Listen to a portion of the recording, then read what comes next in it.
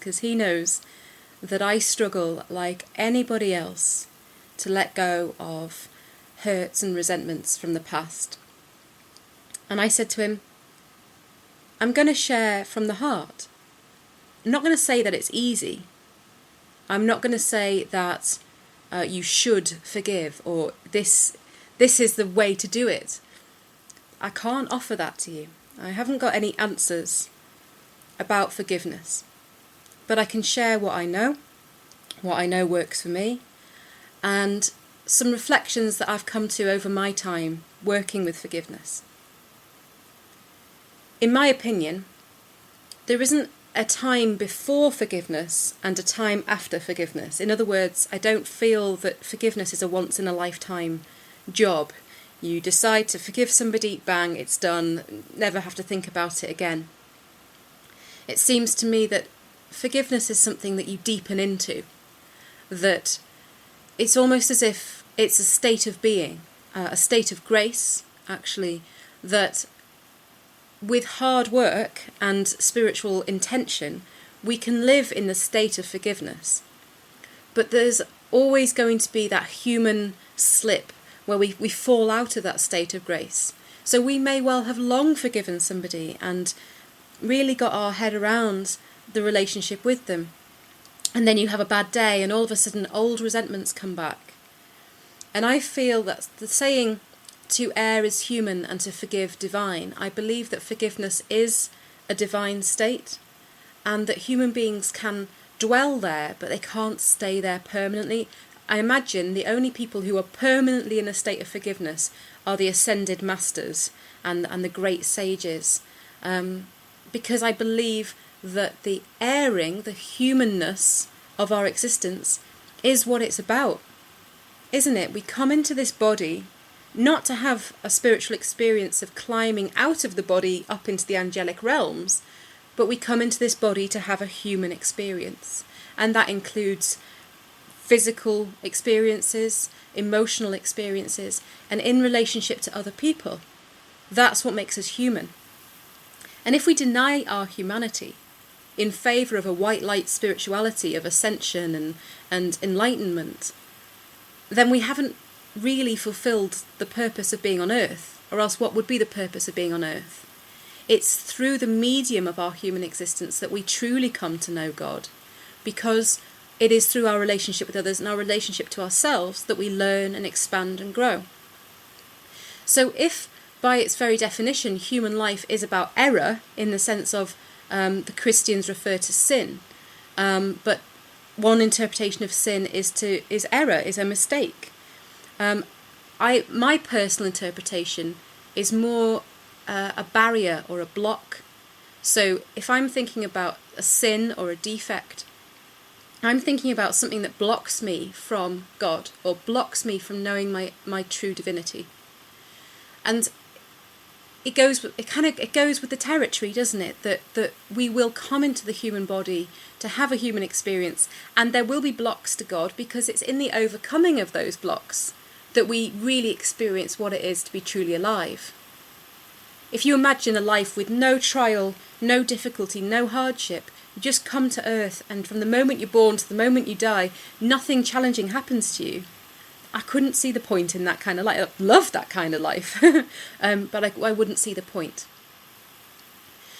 So this raises the question for me, what are the barriers to forgiveness? That's my first question. What are the barriers to forgiveness?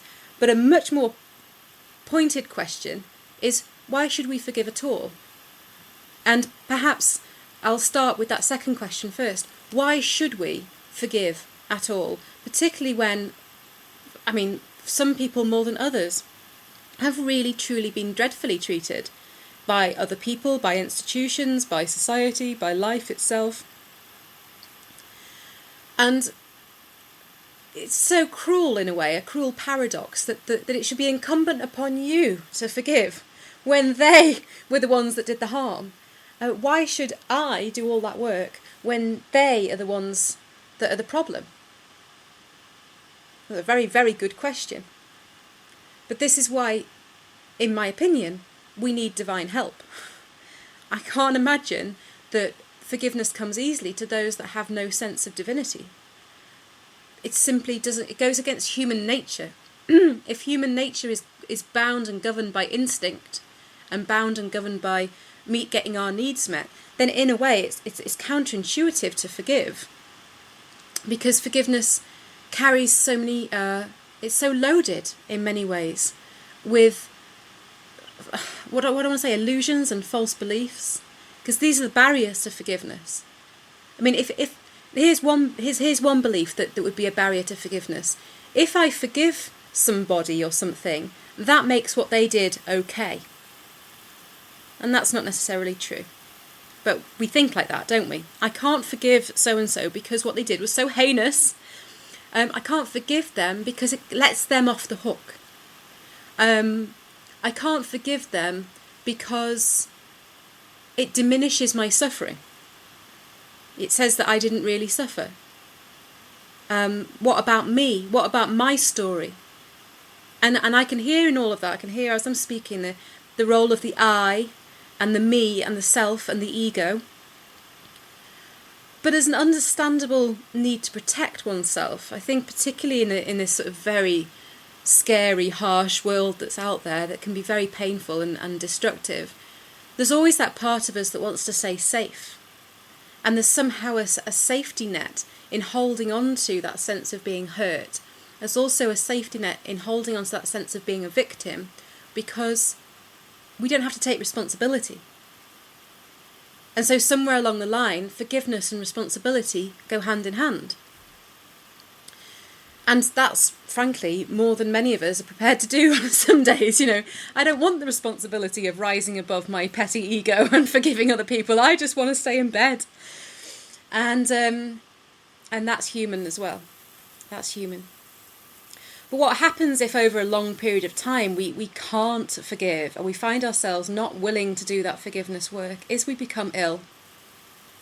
Physically, mentally, emotionally, spiritually ill. Because even though it seems counterintuitive to forgive, it actually isn't. It actually isn't. Our divine state, our true nature, who we really are, is love, and governed by love, and love comes to us and flows through us, and through the flow of love, healing takes place. But if that love, that energy, that beauty, that truth can't flow through us because we're blocked, then we end up suffering as a result of it. So an event that happened 20 years ago is still recurring in us now because it's blocked. In a way, it's on a loop. And that loop is sitting in our body going round and round and round, and it causes us pain at every level. And for all we know, the person who committed that heinous act 20 years ago may well be off living the good life and enjoying life, but we're sitting there and we're festering and we're hurting. And it's blocking our flow of love. And I can hear plenty of people the world over saying, well, I don't need a flow of love for that person because they hurt me. But the thing is, can we really so distinctly separate ourselves from them? If we've got a block to love because of a resentment or a lack of forgiveness towards another, then we're blocking that love for ourselves. So forgiveness isn't necessarily about the other person. It's not for their benefit. It's not about letting them off the hook or saying what they did was all right. Forgiveness is an act of self-love. And I heard it said once, and I've always held true to it, that if I can't forgive another person, if I haven't got enough forgiveness in me to forgive another, then I need to ask for forgiveness of God. I need to be topped up. It's as if I get empty. I'm a container, and that there isn't enough forgiveness for other people, and I need to pray for forgiveness for me, because I need to replenish and become that channel. So, in a way, a lack of forgiveness or a resentment is an indicator that I have perhaps done something that I need forgiveness for. And sometimes I find that I need to pray for the willingness to forgive, or pray for the willingness to have willingness to forgive, because, like I say, it's not a naturally human thing, especially if you've been really, really hurt. And I personally feel that it's really important that we have the opportunity, as part of a process of forgiveness, of having our story heard. But perhaps where we go wrong, if there's such a thing as right and wrong, is that we want the person who offended us to hear our story. I want you to sit there and listen to what you did to me. And do you know what? No hope there. That's an unusual situation. But we need to be heard. We need our story to be heard. We need to be able to say what our experiences have been, and to be truly heard and truly seen by another human being. And in my work as an interfaith minister, a lot of my counselling work is listening to people's stories. I gather stories together. I listen to people's lives and honour and witness them. But then, in order to heal and move forward, that story needs to let go as well. Because that story of who we are, that story woven of all the various tales of hurts and slights and dramas, that becomes a temple, which becomes a prison. And we need to break free of it. So the facts of our life remain, but that story about how we felt, that story about how painful it was, it's a lifetime's journey to release it. But only in releasing it can we move forward. And I think I'm getting there in terms of forgiveness. I know what it feels like to fall out of forgiveness. It feels pretty painful. But also, that feeling of being in forgiveness it's the same feeling that I have when I feel that I'm connected. I feel love. I feel peace. I feel serenity. I feel compassion for myself and for other people. And I can only hold myself in compassion. I can only hold other people in compassion when I hold myself in compassion. I can only forgive other people when I forgive myself. It begins with me. It begins with my relationship to myself. So I have to be able to look myself in the mirror before I can go out there and live in this world. So forgiveness is that same state of grace that is afforded to me through my spiritual practice and through deepening my connection to God and through prayer and through an intention to be compassionate and loving.